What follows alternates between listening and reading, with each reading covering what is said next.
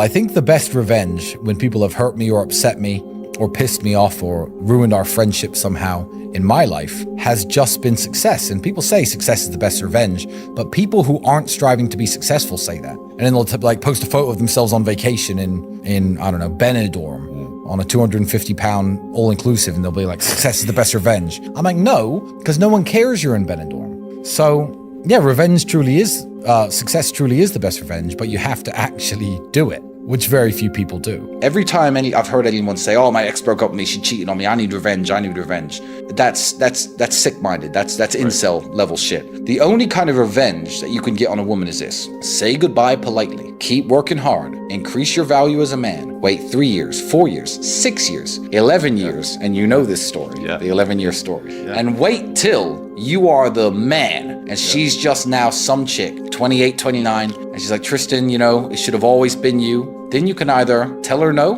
or break her heart again. Yep. Then you win. Yep. That's the only way to get revenge. Yeah, you gotta keep working on yourself and keep working on your status. It truly is. What's the best piece of advice you've ever received? That no one is ever going to give a shit about you, even 1% as much as you have to give a shit about yourself. No one cares. No one cares about you if you're a man, ever. Everything is conditional. You don't get loved unconditionally. And that's a beautiful thing, because that makes you strive to create your own value as a man. And the problem that men have is we all go from a time when everyone cares about us to a time no one does. Women don't lose it until they're maybe 45 and childless. Then they'll be like, oh, what the fuck's going on? Now she understands what it's like to become a 15, 16, 17-year-old man. Because we've gone through the stage. I remember my aunts and uncles, hey, little Tristan, I remember, they all cared about me back then. Then you get to 16, 17, 18, you're out in the cold world and you're like, no one gives a fuck, do they? I can't pay my bills. I have no food. Nobody cares. Yeah, your mother and your father will care a little bit, but you have to care about them. So I'd say the duty of protection is the other way around once you become an adult. And you have to care about yourself. So the best advice I can give to anyone, especially the young men who are 13, 14, 15, who, are sitting in their room playing video games and their mother's still bringing them sandwiches, if she continues to care about you that much and you lean on it, you're going to be a nobody. And if she says, okay, you're 18 now, get the fuck out of my house, you're going to be a nobody until you make something of yourself. So the best advice every young man needs to hear is nobody gives a shit about you at all until you make them give a shit. People give a shit about me and Andrew now. Why? Would you have given a shit about me if I just fucking stayed in my room playing video games from age 18 till now? No, you wouldn't know who the fuck I was. If you think, like I've thought many times in my life, I need to change this aspect of my life. I need to party less. I need to sleep less. I need to work more. I need to train more. I need to make more money. I need to spend more time with my daughter. Whatever it was in life, adjusting your lifestyle to make changes in yourself is difficult. Not everybody can do it. So if you understand how difficult it is to make changes to yourself, you have to understand it is impossible to make changes to somebody else. If somebody else really isn't going to do it and really doesn't want it, they can listen to my emergency meetings for the rest of their life, 24 hours and 1 minute a day, and it won't change what they actually do. So I just give the positive message out there that anything is possible if you do the work. And if you don't want to, I don't give a shit. I don't know you, people at home. I don't. If you stay broke, it affects me zero. But please don't, for the sake of yourself. It doesn't help me, but just don't do it. It sucks. What does heartbreak teach you? Heartbreak teaches you the power of understanding that in life, things will always get better if you try to make them better. I'm not going to say her name, but there were girls who I dated when you were still a baby. So let's say I was 20 years old and she was 19 years old. I was 20 years old and we broke up for whatever reasons. This particular girl got some job where she had to move to London. And I was upset about it. And now she's some 35-year-old middle-aged woman with, 2 unspectacular kids and a husband who's divorced her. And I'm just like, if the heartbreak had never happened, well, I'd be that guy. I'd be with her now. I wouldn't have done all the great things that I've done. Heartbreak sucks. And you do have to deal with it. And again, know when to walk away without begging or humiliating yourself, especially in this day and age of DMs and messages being recorded and stuff. And each heartbreak, like with every bad event that happens in life, sets an important marker that you eventually look back on a longer timeline, and you see the growth and the self-improvement and maybe the hypothetical scenarios that would have happened had you stayed with that person or had you not been betrayed by that person. And yeah, it serves as very important markers on a timeline, but it's only once you progress a couple years past that timeline that you could see the knowledge in it, unless you do it the wrong way and let it spiral you into down the toilet of self-destruction, in which case then you're like, oh, well, that's when my life went completely wrong. So no, that's when you chose to give up. They're two very different things. Heartbreak's fantastic. Tristan, does money make you happy? Yeah, money can make you happy. I think that money, an analogy I once gave, is that it's very much like alcohol, in the way that if you are a sad, depressed, bitter person and you drink, you become the kind of guy that no one wants to be around. No one wants to be your friend. They see you having a few beers, they walk out the pub. However, if you're a happy, content, jovial person who's genuinely, in of himself, comfortable and happy with his life, if you drink, you actually become more fun to be around. And money is very much like that. If you understand what it is, it's an amplifier. You see people who run into a bunch of money or make a bunch of money, usually through music or acting, these types of people who become sad, depressed, suicidal, drug users. There are people who run into money when they come from backgrounds like myself, and they become rude to people. They're rude to staff, rude to waiters. They talk down to everybody. Well, they were always a sad, arrogant, dislikable person, but they had to put on the mask of being nice and normal because, they had to talk to people with respect because they were financially below them. So it does make you very happy if you're a happy person. And if you're a good person, it makes you a better person. I'll be perfectly honest, geography is one of the most important things to that.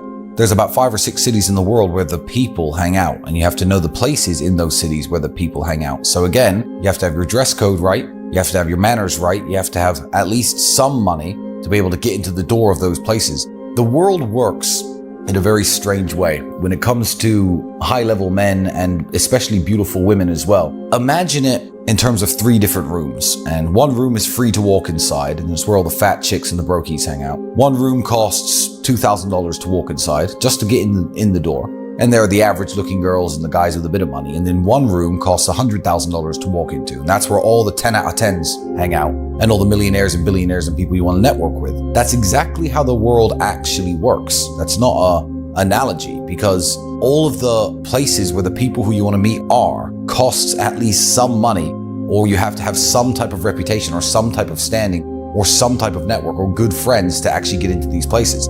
In terms of your local town, if you want to become more of a somebody in your local town, which I think is a very important thing to aspire to do, because especially if you're going to stay there for a very long time, and especially if you're not perhaps as worldly as me and and you're not going to travel as much as I do, the number one thing that I like to do in my hometown and in a new town is to get known in all of the best spots that there are. So if you walk into the best restaurant and they already have a table reserved for you 24/7, or the best bar, they've got a spot at the bar reserved for you 24/7, you'll be surprised how many high net worth people who are worth knowing, and women will pick up on that.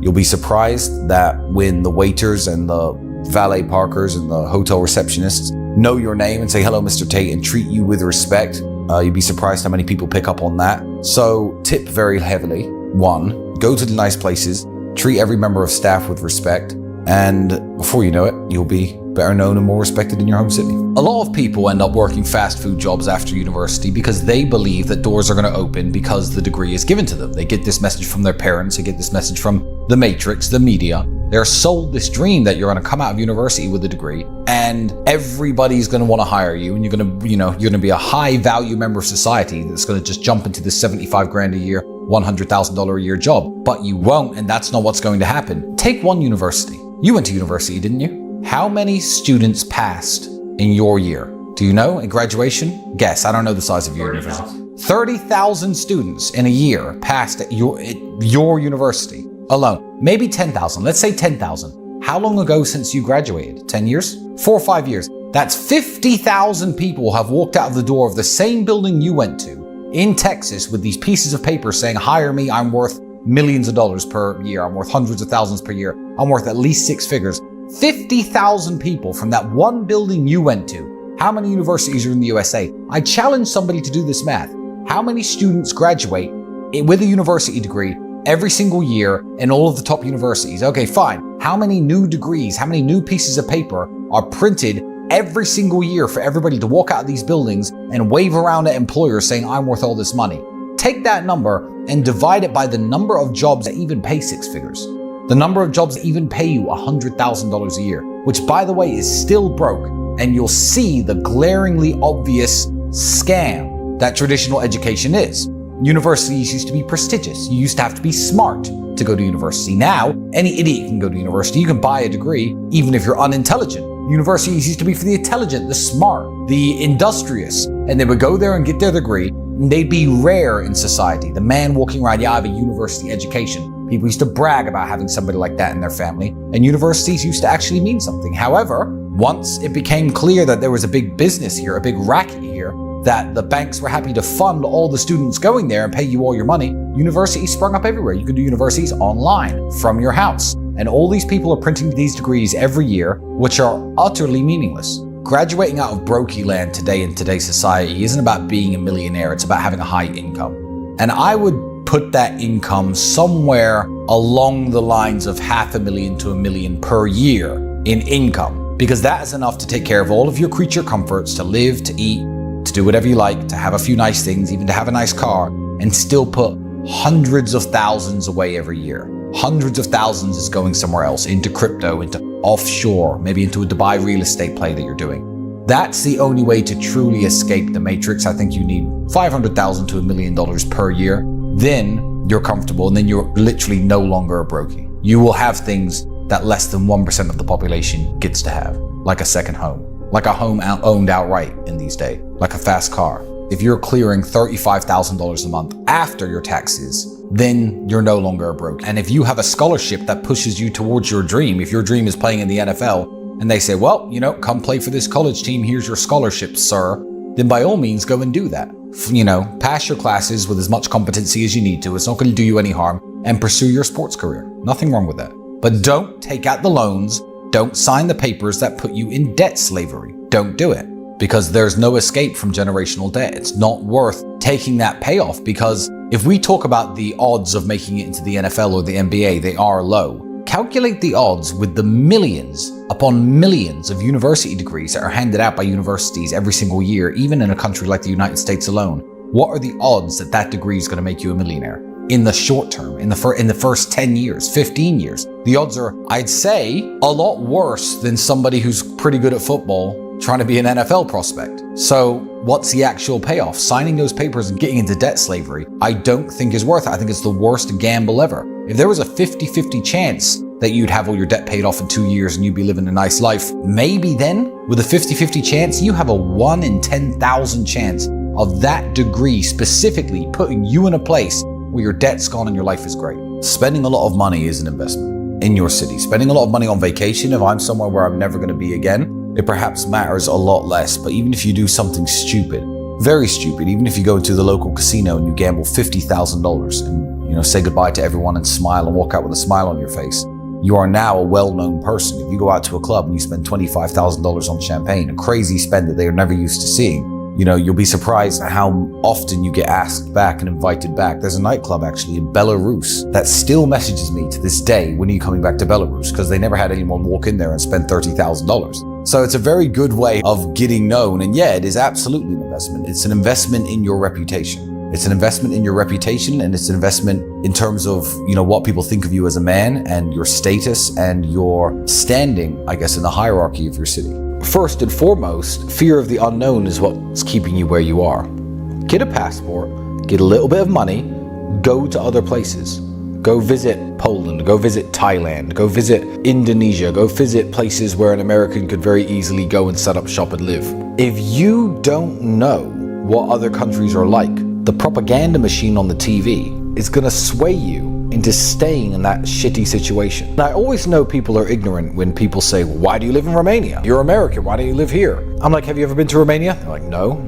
There you go. So you can't make the leap of faith to do something different with your life if you are completely in the dark about what's out there. Whereas if you knew the other countries, if you had been once to Poland and looked around and you thought, well, I'm a computer programmer, I could live and work here, because the world is an amazing place. A brokey is somebody who cannot live within the means that they dream of to have a great standard of life. I understand that there are people who don't make very much money, who live on a farm, grow their own food, have apple trees in their garden, have a wife, have chickens, have pigs, have cows, have their family, and they're bringing in 60, 70,000 a year, but they're living in a field of abundance. Their life still has abundance, and they have everything they want because they've manufactured a system in their life where they have everything they want. Brokey, I can only talk about from my standpoint because I am a consumer capitalist. I want the nice things that consumer capitalism offers to the people. I want the world's fastest cars. I want a sports car. I want a big house. I want luxury watches. I want all the nice things, custom-made suits that consumer capitalism offers to everybody if you have the money to buy it. So I think a brokey is somebody who can't have the things that they want. It's very simple. If you want a nice car and a nice house and a nice watch, and you have a Porsche and a 3-bedroom house and a standard Rolex, nice pair of shoes, couple suits, and you're happy with that, then you are not a brokey. Whereas if you're sitting there in the exact same setup, crying and crying your eyes out that you can't afford a Bugatti, crying that you're still flying economy and not first class, then you are in fact a brokey, because you haven't found a way to make your expectations match your work ethic, your income, and everything else that's being delivered by life. That's what makes you a brokey. Are you happy? Yes or no? Do you have enough? Yes or no? Burnout exists in your later years. So there was a study I read once, it was done on exercise, and what types of exercise are good for you and what types of exercise are bad for you. And there's a type of exercise that's bad for you overall, and it's classified as toil, T-O-I-L, as in toiling in the fields. Toil is exercise, but it's exercise that is overall negative for your health. So let's say you are carrying bricks back and forth. Okay, in your 20s it may make you stronger, but 40 years of carrying bricks back and forth has shortened your lifespan by 30, 40 years. Your joints are shot, your back is shot, everything is shot. So burnout does actually exist, because we all are human. However, I don't think it exists in your younger years. I used to work 2 jobs and train 3 or 4 hours a day at the kickboxing gym when I was 18 to 26, 27. I don't think you can get burned out when you're younger. I think if you are young and you're strong and you're fit, go and work on an oil rig, go work on an Alaskan fishing vessel. Do something crazy. Yeah, it's dangerous. Yeah, it's hard. However, these people are making, $100, $150, $200 an hour in a lot of cases. Why not do that instead of something comfortable? You're in your 20s, you're invincible. So avoid burning out when you're older. You have to be a lot more intelligent with your choices, I think, when you get past 30 years old. But as a young man, there's no such thing. Just go for it. The term millionaire was coined at the beginning of the 1900s, and millionaire was impressive back then. My 1963 Aston Martin DB5, when it was first sold, cost £4,100. Can you imagine the spending power of £1 million? £1 million back when the fastest, most exotic car in the world was £4,000? A millionaire meant something. You could buy mansions, multiple mansions, set your family up for life. The term millionaire is still thrown around as some kind of accolade, but the true difference between millionaire in the early 1900s and millionaire now is maybe 90, 100 times. Being a millionaire in 1920, you'd have to be worth 150 now to brag about the same level of wealth and spending power. So people want to brag about having $100,000 salary, this magical 6 figures. Well, 6 figures doesn't actually mean anything anymore, does it? Because the problem with 6 figures is, one, you pay 40% tax because taxes are eating your ass, and you're left with $60,000. $60,000 every single year. That is not much money at all. You're expected to have a house and a family and raise some kids on it. A Big Mac or a Whopper is about $6 in today's economy. $6 in today's economy. That's 10,000 sandwiches per year. That's it. 10,000 sandwiches. 30 sandwiches per day. 30 sandwiches per day is all you can afford, and you make 6 figures. 30 fucking sandwiches? Enough to feed you and your friends? It's embarrassing. Your 6 figures doesn't mean anything. The number one job that all people in the West, the United States, the United Kingdom, that all school children want to do is vlogger or influencer. And the problem with that is as follows. Not many people are genuinely interesting. I think what you're better off doing is living an interesting life and learning some interesting things before you start trying to make online content, because your choices are either you're a man with influence or you're a clown. You can go viral for being a clown, or you can go viral for actually being insightful and knowledgeable and people wanting to listen to what you have to say. If you get a job straight out of high school and you work your job 5 days a week, every single day for 6 or 7 years, and you're 25 and you haven't done anything, don't think about trying to be an online influencer. And this is when you get the very worst of people online, when you don't actually have anything original to say yourself. So what you do is you just regurgitate other people's content. You don't have to be like me, and you don't have to be like Andrew. You don't have to be like anyone on the internet. You have to be like you, and you have to think, what is so interesting about you or unique about you that millions of people, or at least thousands of people, are going to think, you know what, I want to hear what this guy has to say. And if you don't have something that you can immediately think of that makes you stand out from the crowd, then I would suggest putting down the camera, putting down your editing software and going out and exploring and enjoying the world for 2 or 3 years and doing something interesting, learning some interesting facts, getting some interesting stories behind you, then people might want to listen to you. A step you could take to come across as a more elegant person is always, I guess, to present yourself better. I try to give answers, and I've been trying to give answers that shy away from appearance, because appearance is so amazingly important and everybody already knows that I don't want to give the easiest answer in the world. But certainly dress in a way that complements your body type. Try to wear a nice watch, have your hair cut, have your hair styled, have your facial hair either shaved or trimmed so it looks nice and you look sharp.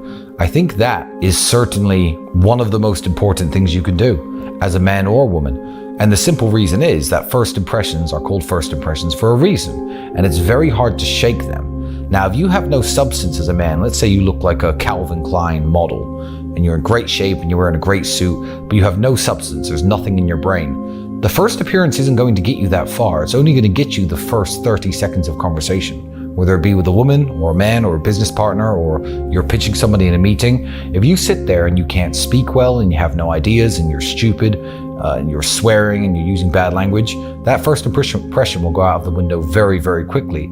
However, it's starting the race sprinting, if that makes sense. So always make sure you're presented well.